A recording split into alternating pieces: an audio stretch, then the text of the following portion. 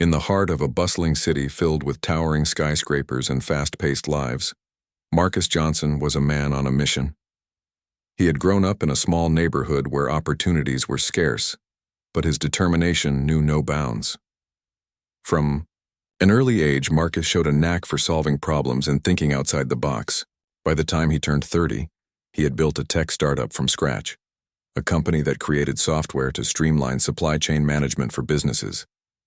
It wasn't just any software. It was revolutionary, capable of saving companies millions of dollars while boosting efficiency. Marcus worked tirelessly, often pulling all-nighters to perfect his product. He believed this innovation could change the game for industries worldwide. But there was one hurdle he couldn't overcome alone: funding. To take his company to the next level, Marcus needed investors, big ones, and so, after months of networking and pitching to smaller firms, he finally landed a meeting with two of the most powerful businessmen in the industry, Richard Grayson and Charles Hargrove. Richard and Charles were legends in the business world. Together, they owned a massive conglomerate worth billions. Their names were synonymous with success, wealth, and influence. However, behind their polished suits and charming smiles lay reputations for arrogance and prejudice. They were known for making racist remarks under the guise of jokes and dismissing anyone who didn't fit their narrow definition of success. Despite hearing rumors about their behavior, Marcus decided not to let fear stop him. This meeting was too important. Audrey. The day of the appointment, Marcus woke up early. He carefully selected his outfit, a crisp navy blue suit paired with a bright red tie, and rehearsed his pitch one last time. As he drove to their office building, a mix of excitement and nervousness bubbled inside him. The sleek glass tower loomed ahead, reflecting the morning sun. Stepping inside, Marcus felt a rush of awe at the grandeur of the lobby. Polished marble floors, high ceilings, and sharp-suited employees walking briskly gave the space an air of authority. He approached the reception desk and introduced himself. "Good morning," he said politely, offering a warm smile. "I'm here to meet Mr. Grayson and Mr. Hargrove." The receptionist nodded and directed him to wait in the lounge area. Minutes ticked by as Marcus sat on a plush leather couch, clutching his laptop bag tightly. His mind raced through scenarios. What if they loved his idea? What if they rejected it outright? Finally, a young assistant appeared and led him to the boardroom. The moment Marcus entered, he sensed something was off. Richard and Charles sat at the far end of the long table, their expressions unreadable. Instead of greeting him warmly or shaking his hand, they exchanged glances and smirked. Marcus ignored the uneasy feeling and took a seat across from them. Placing his laptop on the table, he began setting up for his presentation. "All right, gentlemen," Marcus said, forcing confidence into his voice. "Thank you for taking the time to meet with me today. I believe my company's software can transform the way your businesses operate." Before he could continue, Richard leaned back in his chair and interrupted. "So, Marcus," he drawled, dragging out the syllables of his name mockingly, "tell us, how does someone like you end up in a room like this?" Marcus froze for a split second.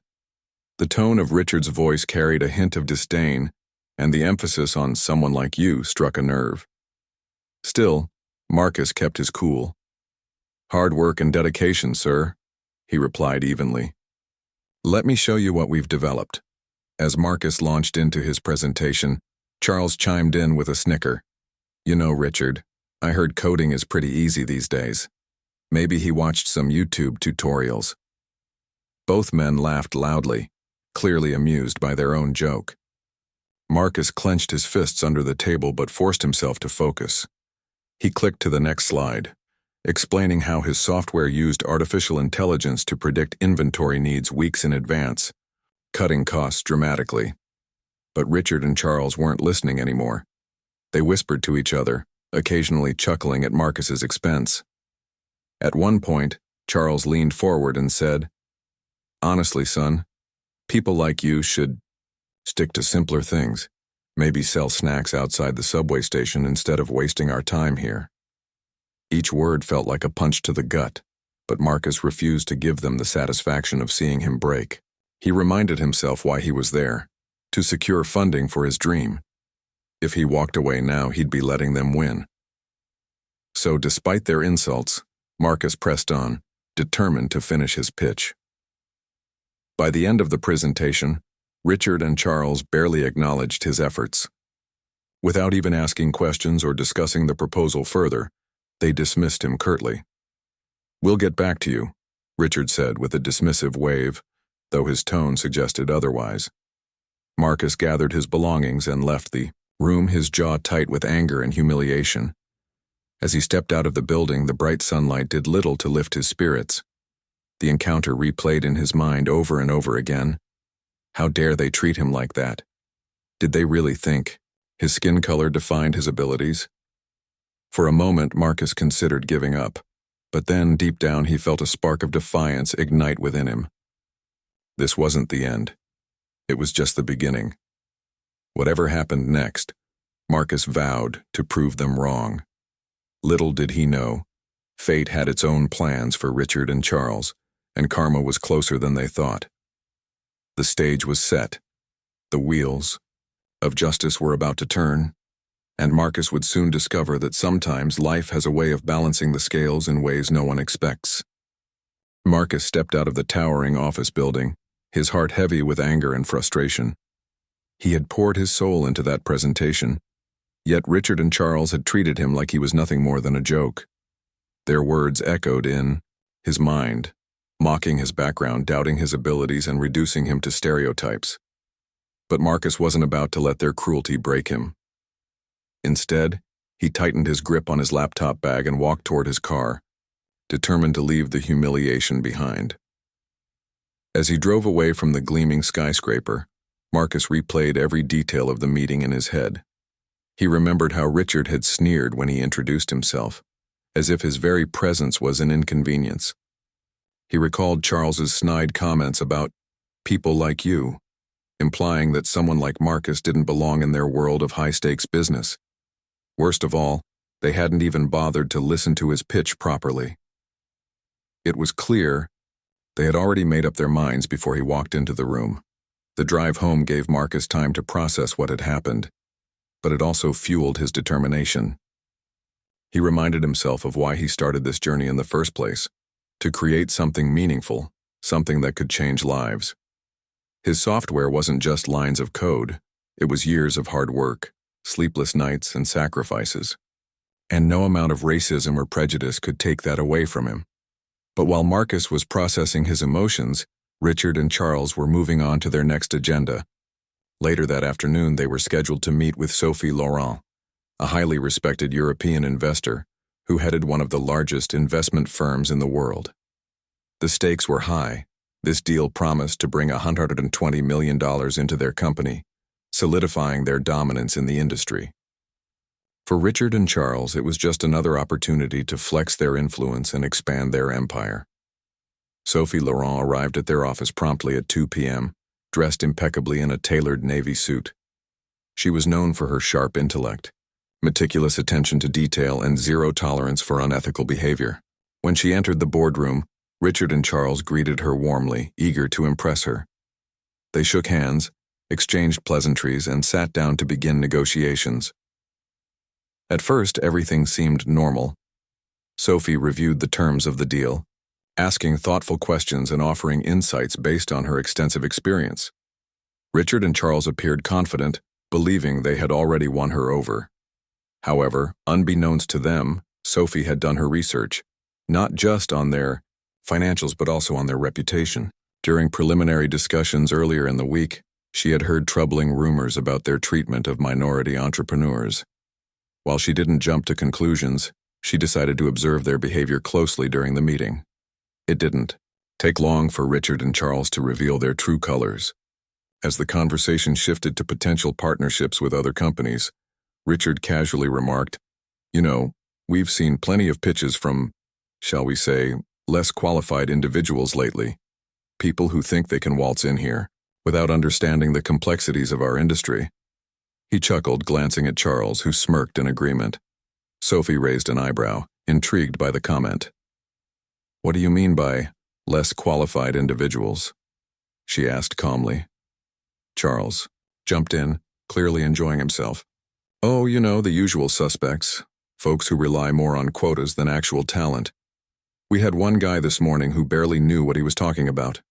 Honestly, it's embarrassing. Sophie leaned back in her chair, studying them carefully.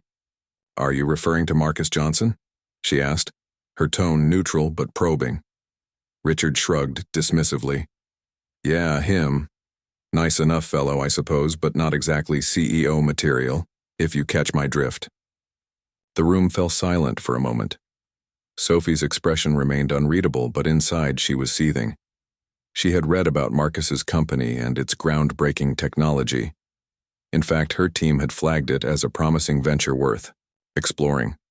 Yet here were Richard and Charles dismissing him outright because of his race. Deciding to test them further, Sophie changed the subject slightly. Tell me, she said, how does your company approach diversity and inclusion? Do you have initiatives in place to support underrepresented entrepreneurs? Richard laughed loudly, clearly amused by the question. Diversity? Oh, come on. Sophie, you don't really believe in that nonsense, do you? At the end of the day, it's about results. Not everyone is cut out for this kind of work, and pretending otherwise is just political correctness gone mad. Charles nodded enthusiastically. Exactly. Some people are better suited for certain roles, and that's just reality. No point sugarcoating it. Sophie's lips pressed into a thin line. She had heard enough. Without saying a word, she excused herself briefly, claiming she needed to check something on her phone. In reality, she stepped outside the boardroom and called her assistant. Send me the dossier on Grayson and Hargrove, she instructed quietly.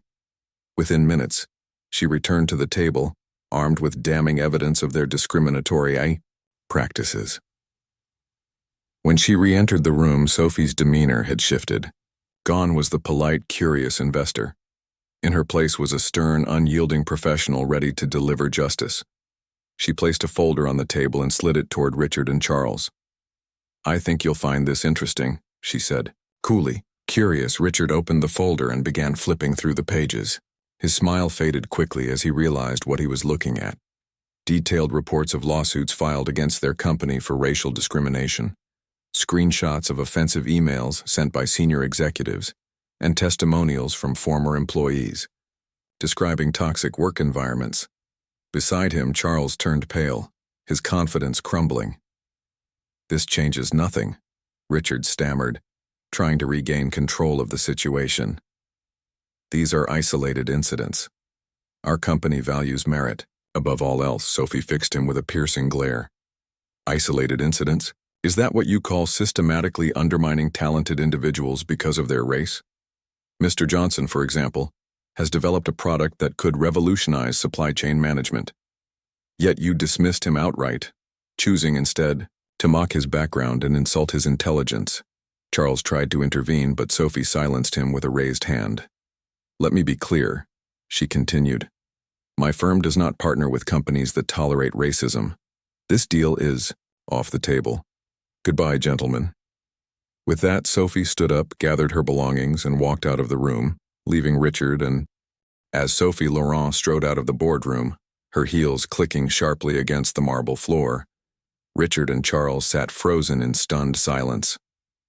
The weight of her words hung heavily in the air, pressing down on them like an invisible force. For years they had operated with impunity, believing their wealth and power made them untouchable.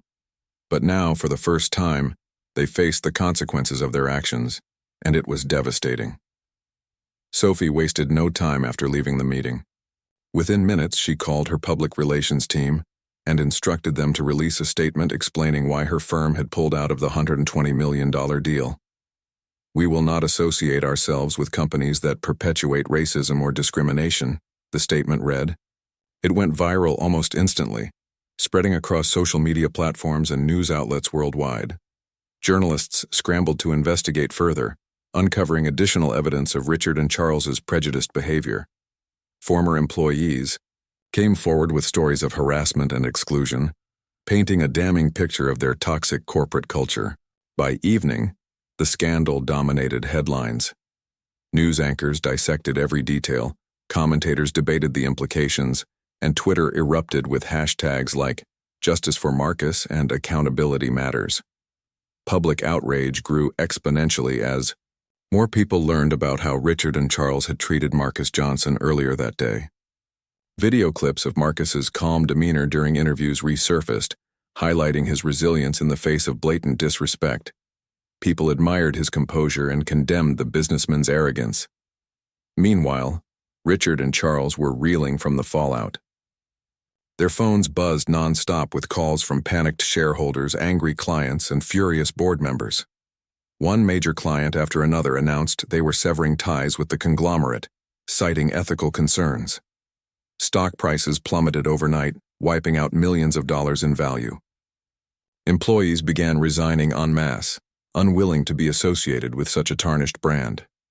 Even their closest allies distanced themselves, fearing guilt by association. Desperate to salvage their reputations, Richard and Charles held an emergency press conference the following morning. They stood side by side at a podium, flanked by lawyers and PR advisors, attempting to spin the narrative in their favor. Richard spoke first, his voice trembling slightly. "We regret any misunderstandings that may have occurred," he began, avoiding eye contact with the reporters. "Our company has always valued diversity and inclusion. Any allegations to the contrary are baseless," Charles chimed in, nodding emphatically. "What happened yesterday was taken out of context. We've worked hard to build this company into what it is today, and we won't let false accusations bring us down." But the audience wasn't buying it. Reporters fired back with pointed questions, exposing contradictions in their statements. "If you truly value diversity, why did you reject Marcus Johnson's proposal without giving it proper consideration?" one journalist asked. Another followed up. "Can you explain these emails where senior executives used racial slurs to describe minority employees?" Richard and Charles stammered through their responses, growing increasingly defensive. Their body language betrayed their discomfort. They shifted awkwardly, avoided direct answers, and exchanged nervous glances. By the end of the press conference, they looked defeated, their carefully crafted facade crumbling under scrutiny. Back at home, Marcus watched the chaos unfold on television. He couldn't help but feel a sense of vindication as he saw the men who had humiliated him squirm under public pressure. Still, he didn't celebrate just yet. While justice seemed to be served, Marcus knew he still had work to do. His startup needed funding, and he refused to let Richard and Charles's actions derail his dreams. Determined to move forward, Marcus reached out to Lisa Chen, a well-known venture capitalist who specialized in supporting underrepresented entrepreneurs. Lisa had built her career by investing in innovative ideas often overlooked by traditional firms. When Marcus sent her an email detailing his experience and sharing his pitch deck, she responded within hours, inviting him to meet in person. The meeting took place at a cozy cafe downtown. Lisa arrived early, dressed casually but exuding confidence. She greeted Marcus warmly, shaking his hand firmly.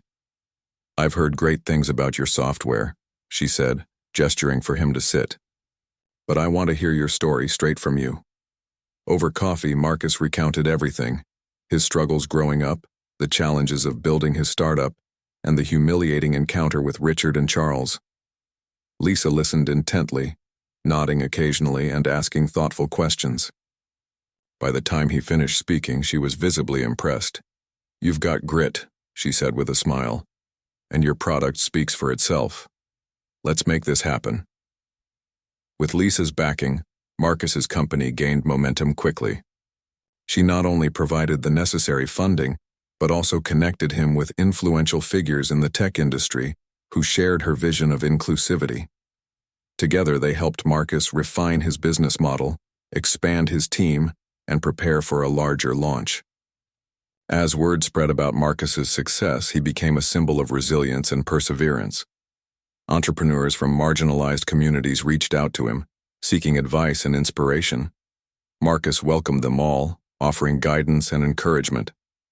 He understood firsthand how isolating it could feel to navigate a world that often dismissed your potential based on superficial traits. Now he was determined to change that narrative, not just for himself, but for others like him. While Marcus thrived, Richard and Charles continued to spiral downward. Lawsuits piled up, alleging discriminatory practices and hostile work environments. Their legal fees skyrocketed, draining what little resources remained. Board members staged a coup, voting to remove them from leadership positions. Stripped of their titles and stripped bare of their authority, they were reduced to mere shadows of their former selves. One evening, Richard and Charles found themselves sitting alone in a dimly lit bar, nursing glasses of whiskey. The atmosphere was heavy with regret and bitterness. "Who would have thought karma could hit so hard?" Richard muttered bitterly, swirling the amber liquid in his glass.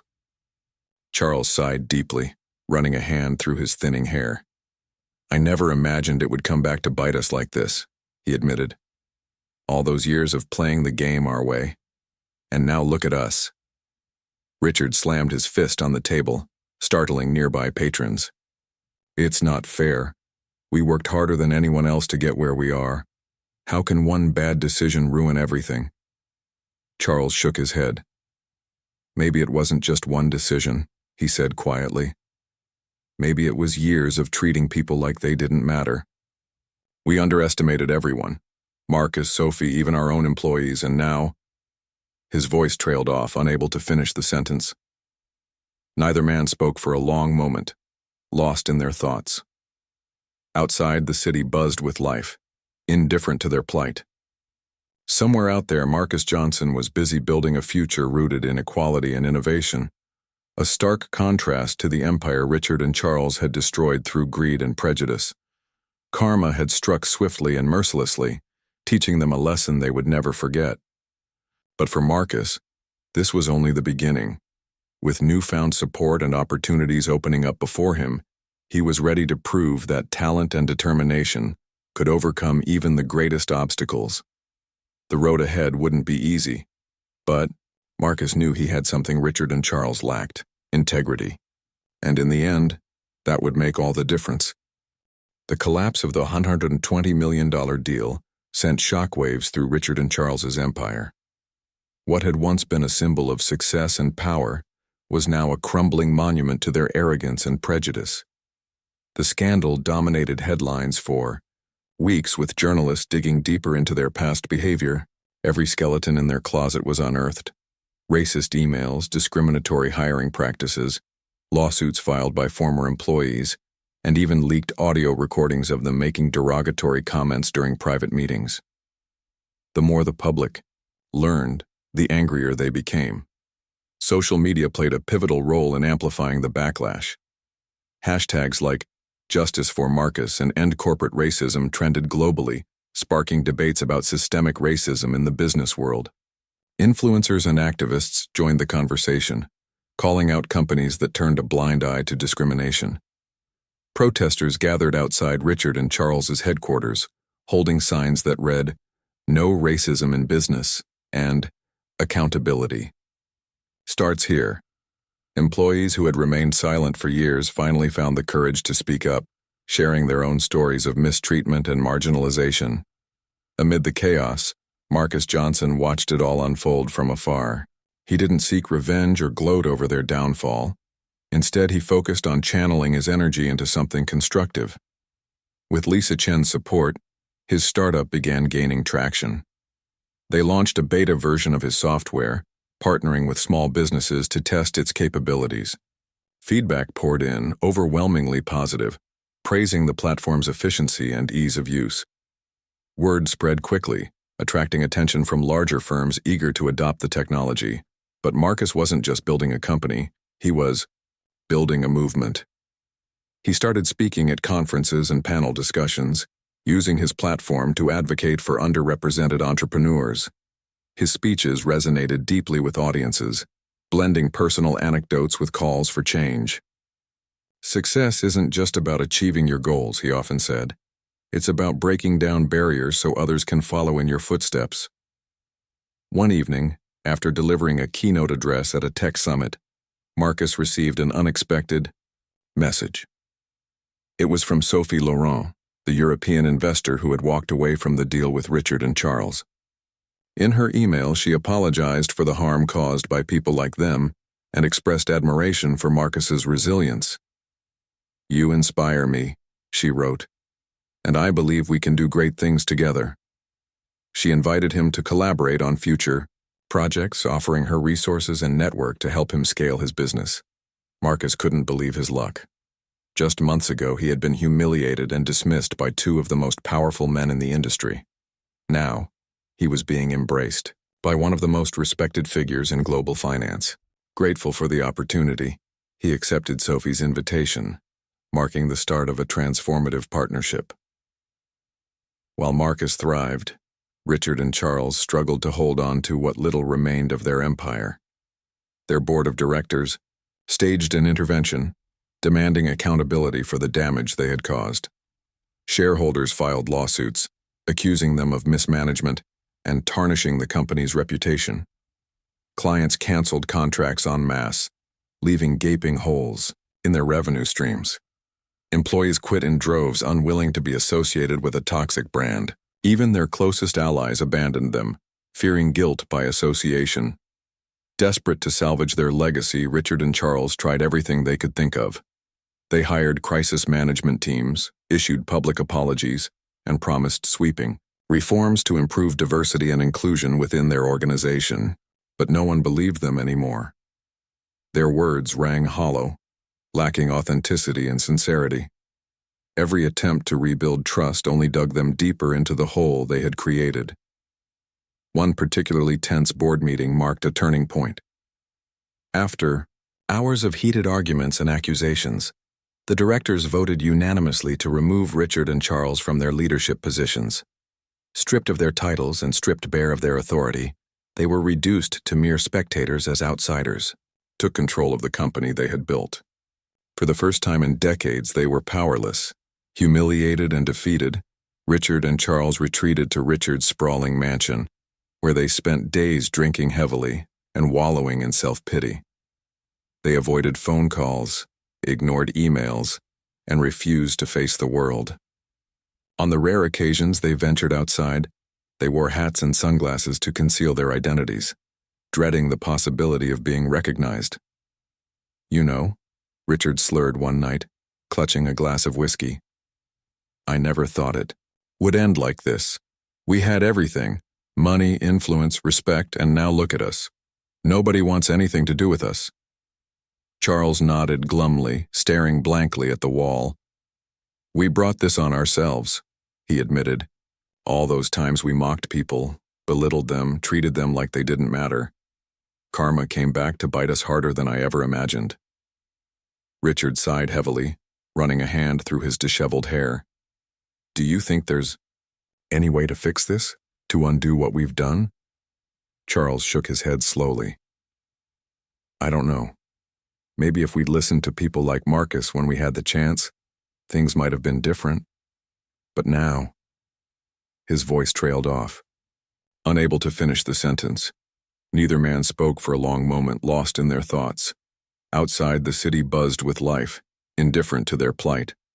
Somewhere out there, Marcus Johnson was busy building a future rooted in equality and innovation, a stark contrast to the empire they had destroyed through greed and prejudice. As days turned into weeks, Richard and Charles grew increasingly isolated. Friends stopped calling, acquaintances crossed the street to avoid them, and even family members distanced themselves. They had alienated everyone around them, including each other. Arguments became frequent, fueled by bitterness and regret.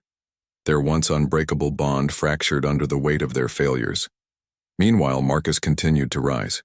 With Sophie Laurent's backing, his company secured partnerships with major corporations, expanding its reach exponentially. Investors clamored to get involved, recognizing the potential of his groundbreaking software. Media outlets hailed him as a visionary, highlighting his journey from humble beginnings to industry disruptor.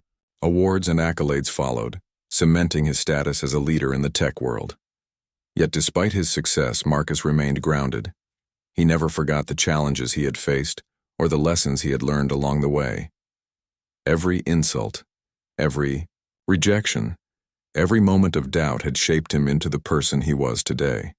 And while he didn't wish ill on Richard and Charles, he couldn't deny the sense of vindication he felt, knowing that justice had prevailed. One evening, as Marcus sat in his office overlooking the city skyline, he reflected on how far he had come. From the son of a single mother working multiple jobs to put food on the table, to the founder of a revolutionary tech startup, his journey was nothing short of extraordinary. But it wasn't just about personal achievement. It was about proving that talent and determination could overcome even the greatest obstacles. As he leaned back in his chair, Marcus allowed himself a small smile. The road ahead wouldn't always be easy, but he was ready. With integrity as his guiding principle and a team of supporters behind him, there was no limit to what he could accomplish. And somewhere far away, Richard and Charles watched his rise, with regret, realizing too late the damage their prejudices had caused, not just to others but to themselves. Karma had struck swiftly and mercilessly, teaching them a lesson they would never forget. But for Marcus, this was only the beginning. Months after the scandal that brought Richard and Charles's empire to its knees, Marcus Johnson stood on a stage in front of thousands of people at the Global Tech Innovators Conference. The spotlight illuminated his confident figure as he adjusted the microphone and gazed out at the sea of faces before him. This was a moment he had dreamed of for years, a chance to share his story, inspire others, and cement his place as a leader in the tech industry. But more than anything, it was an opportunity to reflect on how far he had come. "Good evening, everyone," Marcus began, his voice steady and warm. "When I started my journey, I never imagined I'd be standing here today. There were times when I doubted myself, when I wondered if all my hard work would ever pay off. And then there were moments when the world seemed determined to tell me I didn't belong." He paused, letting his words sink in. The audience sat in silence, hanging on every syllable. Marcus wasn't just another successful entrepreneur. He was a symbol of resilience, a testament to the power of perseverance in the face of adversity. His story resonated deeply with many in the room who had faced similar struggles. "I remember walking into a boardroom not too long ago," Marcus continued, his tone shifting slightly. "Two men sat across from me, ready to dismiss me before I even opened my mouth. They mocked my background, questioned my abilities, and made assumptions about what someone like me could achieve. For a moment, I felt small. But then I realized something important. Their words didn't define me. My actions did." The crowd erupted into applause, cheering loudly. Marcus smiled faintly, acknowledging their support but quickly refocusing. What happened next wasn't about revenge or proving them wrong. It was about staying true to myself.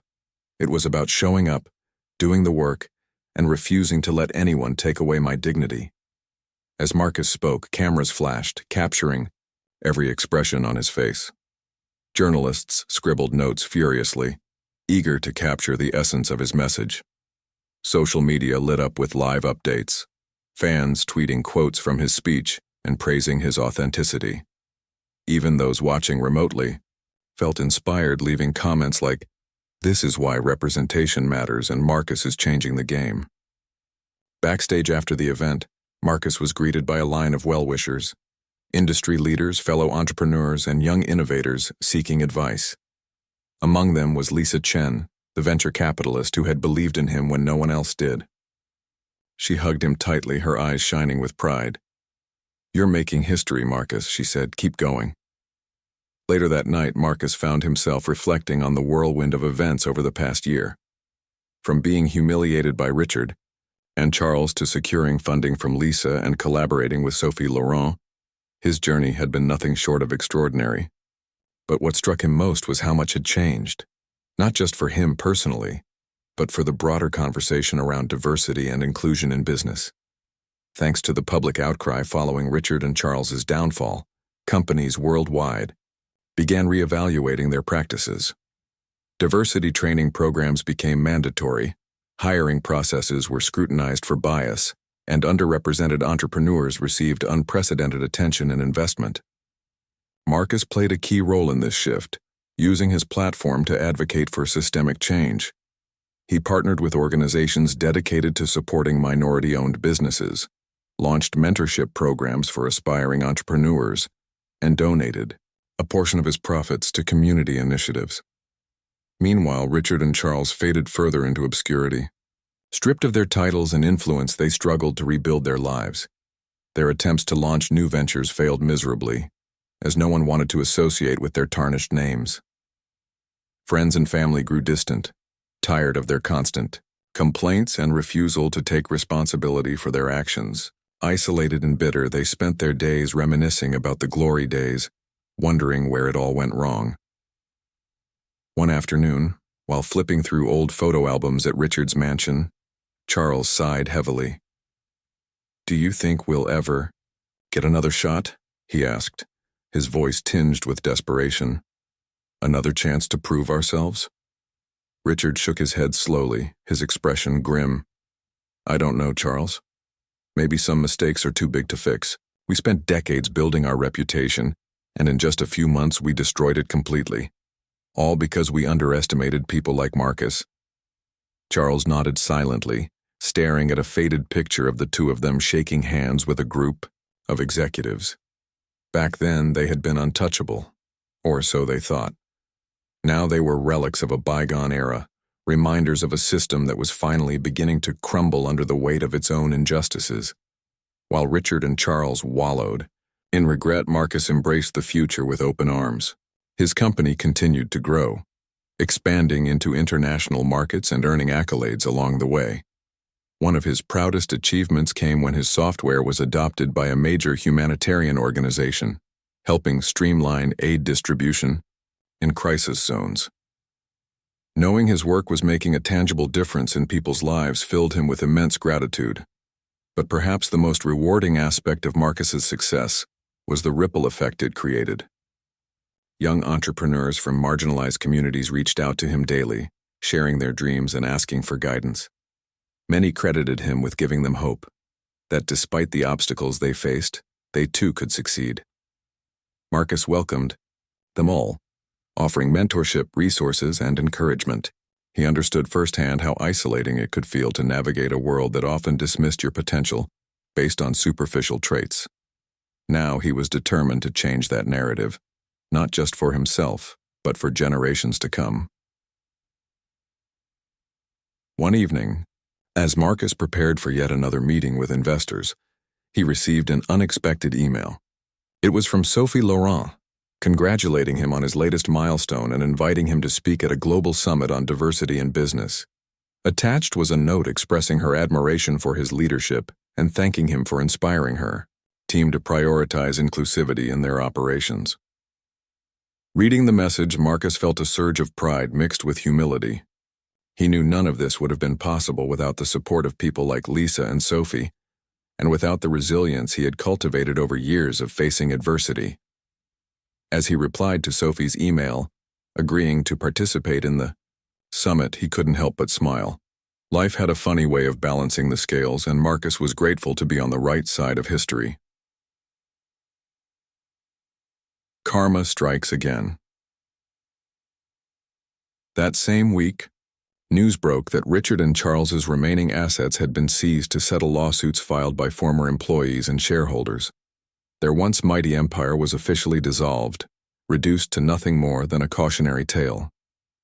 Reporters flocked to cover the final chapter of their downfall, speculating about what lessons could be learned from their rise and fall. For Marcus, however, the story was far from over. He saw it as a turning point, a catalyst for greater change. By continuing to push boundaries and challenge stereotypes, he hoped to create a world where talent and determination mattered more than skin color or background. And though he knew the road ahead wouldn't always be easy, he was ready to face whatever came next. As Marcus walked into his office the next morning, sunlight streaming through the windows, he reminded himself of the promise he had made long ago to stay true to himself no matter what. With each step forward, he proved that success wasn't just about achieving your goals.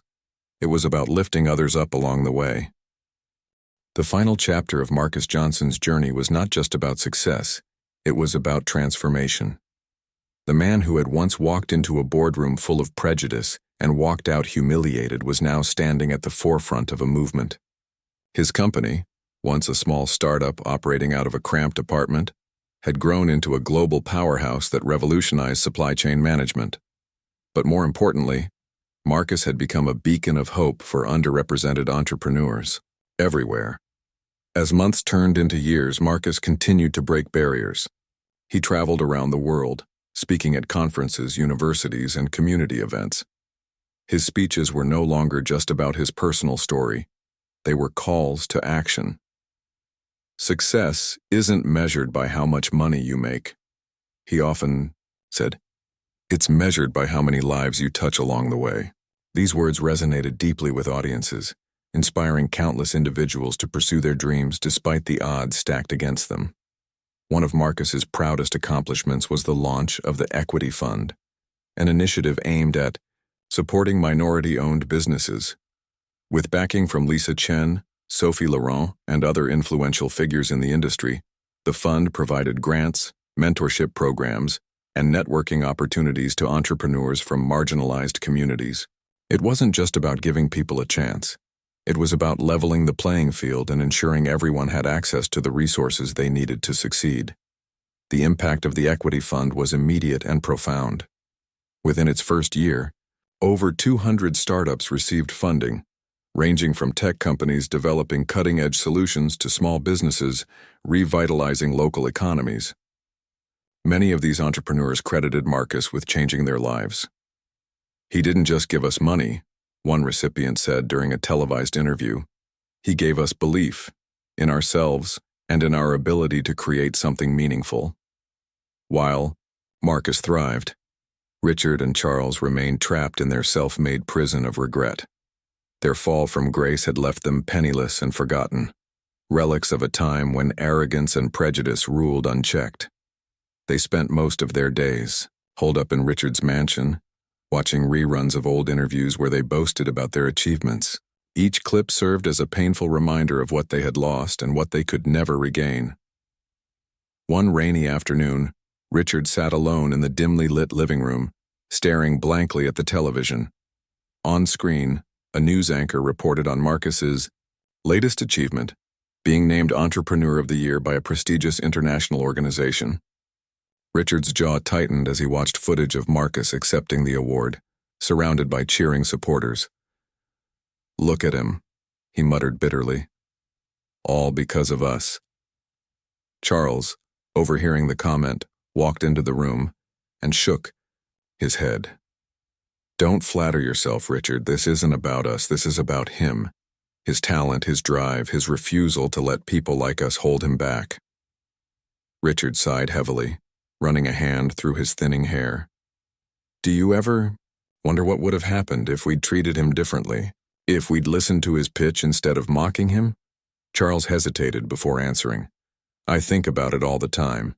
Maybe things would have been different, for him and for us. But it's too late now. Karma doesn't care about second chances." Their conversation ended there, both men sinking deeper into silence. Outside, the rain continued to pour, mirroring the storm raging within them. For Richard and Charles, redemption felt impossible. They had squandered their opportunities and alienated everyone around them. Now, they were paying the ultimate price for their arrogance and prejudice. Back in the bustling city where it all began, Marcus celebrated another milestone.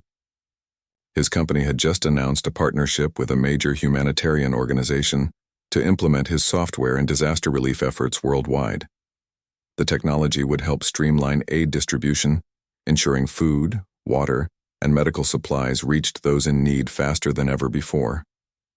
It was a project close to Marcus's heart, reminding him why he had started this journey in the first place.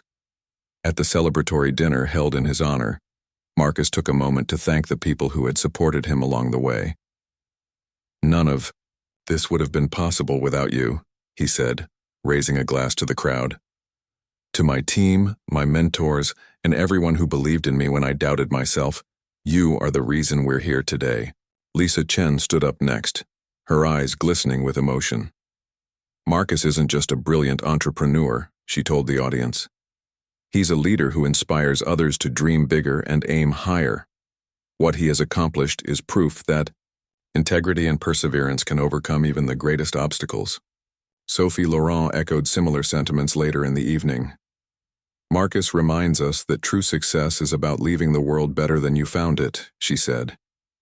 His work has transformed industries, uplifted communities, and challenged systems that desperately needed change.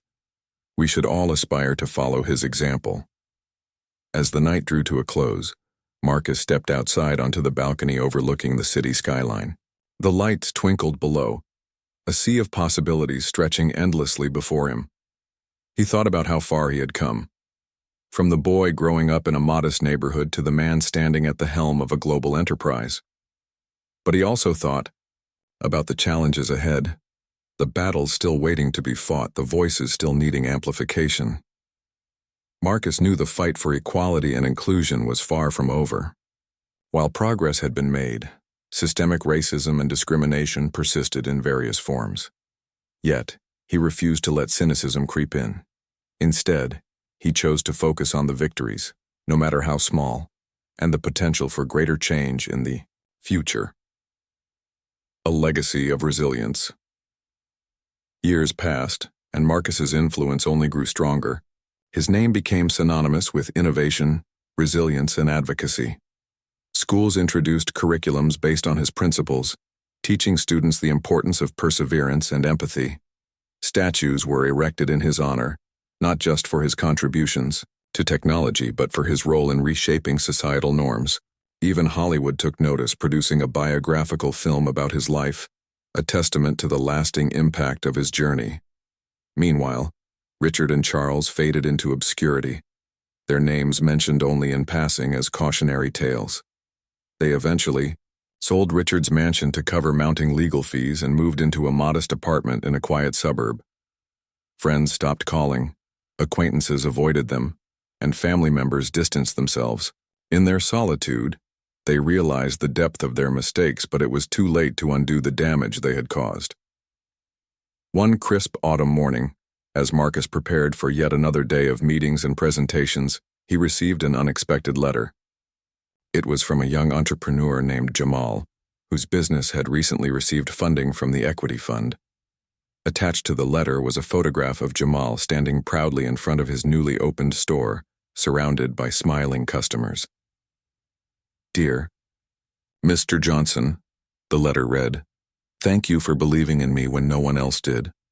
Because of your support, I've been able to provide for my family and give back to my community. You've shown me that anything is possible if you refuse to give up. Thank you for being a hero, not just to me but to so many others." Tears welled up in Marcus's eyes as he read the heartfelt message. It was moments like these that reminded him why he kept pushing forward. Success wasn't just about accolades or wealth. It was about making a difference in people's lives. Later that day, as Marcus addressed a group of aspiring entrepreneurs at a local high school, he shared Jamal's story. "This is why I do what I do," he told the students. "Not for awards or recognition, but because I believe in the power of dreams. No matter where you come from or what challenges you face, you have the ability to create something extraordinary. All it takes is courage, determination, and the willingness to stand up for what's right." The room erupted into applause, the sound echoing through the halls like a promise for the future. Marcus smiled, knowing he had planted seeds of hope in the hearts of the next generation. And as he walked out of the auditorium, surrounded by eager young faces asking for advice, he felt a deep sense of fulfillment.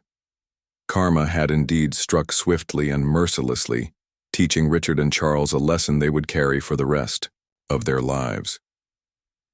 But for Marcus, justice came in a different form, not revenge, but redemption.